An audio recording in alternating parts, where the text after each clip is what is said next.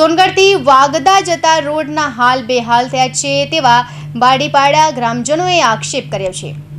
સોનગઢથી વાગદા જતા રોડ પર આવેલ બરડીપાડા ગ્રામજનોનો આક્ષેપ છે કે જે સોનગઢથી વાગદા કે વાગડાથી સોનગઢ જે ટ્રક ચાલી રહ્યા હોય જે થર્મલથી ડસ્ટ ભરીને જતા હોય જેના કારણે રોડ ઉપર કીચડ થાય છે અને રસ્તાઓ ખોદાઈ રહ્યા છે। ત્યારે ગ્રામજનોને આવવા જવામાં મુશ્કેલીનો સામનો કરવો પડે છે।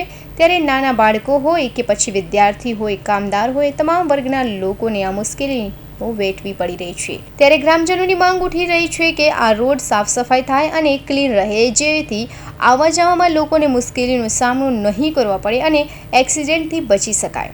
ચાલો મિત્રો, આજે આપણે આવી ગયા છે સોનગઢથી વાગદા રોડ ઉપર, જ્યાં બરડીપાડા ગામ નજીક થર્મલથી જે ફ્લાઇટ ચાલી રહી છે તેની જે ગાડીઓની અવર જવર થઈ છે, જેના કારણે અહીં મંટોળીનો ઢગલો બંધ થયો છે અને જે ચોમાસાની ઋતુ ચાલુ હોય ને આ મંટોળાના કારણે આ જે કીચડ થઈ રહ્યું છે જેથી ગ્રામજનોને આવવા જવામાં ઘણી મુશ્કેલીનો સામનો કરવા પડી રહ્યો છે।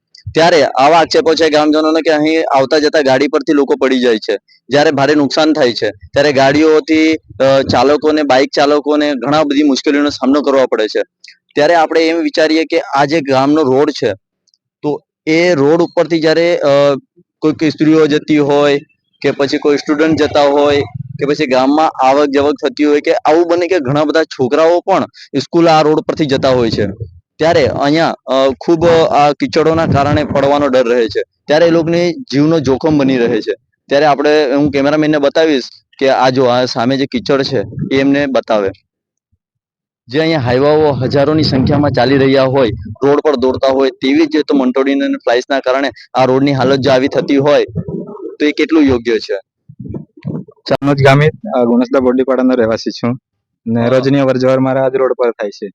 આપને આ રોડથી શું સમસ્યા ઉદ્ભવી રહી છે? સમસ્યા એટલે આ જો ટ્રક ચાલે છે ને એનાથી આ જે ડસ્ટ નીકળે છે બધું કીચડ રોડ પર જઈને પછી સવારે કીચડ જો થતો હોય તો બપોર સુધીમાં સુકાઈ જાય અને ગાડીઓ જો આ મોટી ગાડીઓ પાછી એ જ સ્પીડમાં જતી હોય એટલે આખું ધૂળ તમારું આંખ પર જ આવે છે। ગાડી ચલાવવામાં બી તકલીફ થાય છે અને સવારે સ્કૂલ જતી વખતે મારો છોકરો પડી ગયો છે અહીંયા। તો તમે એમ કહી શકો કે ગ્રામજનોને ઘણી મુશ્કેલીનો સામનો કરવો પડે છે, કેમ કે આંખમાં ડસ્ટ જાય તો ગાડી ચલાવવાનું તો ઓબ્ઝર્વલી તો આ જ રસ્તા પરથી સ્ટુડન્ટો પણ ભણવા માટે જતા હા સ્કૂલ આ અમારો મેઇન રોડ છે ગામનો, તો છોકરાઓ પણ જાય છે ને બધા કામદારો છે બધા જ આ રોડ પરથી જ પસાર થતા હોય છે। જે આ થર્મલની ફ્લાઇટ ચાલી રહી છે જે ભરપૂર માત્રામાં ભરીને જતી હોય જેના કારણે બોડીથી ઉપર લેવલે માલ ભરાઈ જતો એના કારણે એ બાબતો તો ઇશ્યુ નથી, આપણને ખાલી આ જે કીચડ જે રહી છે ને એ ડસ્ટ ઉડે છે। પણ વિષય તો એ જ છે ને કે ગાડીમાંથી જે ડસ્ટ પડે છે તો ડસ્ટ એટલે અમારે આ કીચડ વાળો જે ડસ્ટ નીકળે છે ને આનો પ્રોબ્લેમ છે। એસ ભરીને જાય છે, કેટલું ભરે છે એ બાબત આપણે કોઈ ઇશ્યુ નથી। ગાડીમાંથી પડે છે એનાથી જ આ ડસ્ટ થાય છે ને? ના રોડ નો નીચેનો કીચડ બધો રોડ સાઈડ ના, હા મતલબ ઇન્ટુ ગાડીઓ ચાલે છે એનાથી પ્રોબ્લેમ થાય છે, હે ને? હા।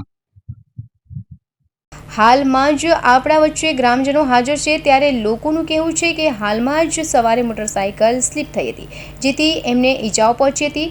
હવે આ રોડ ક્લીન થાય અને આવવા જવાની અને ગ્રામજનોની મુશ્કેલીઓ દૂર થાય તેવી માંગ છે। સાદિક પઠાણ સાથે મનીષ ક્યાંચંદાની હિન્દ ટીવી ન્યૂઝ તાપી।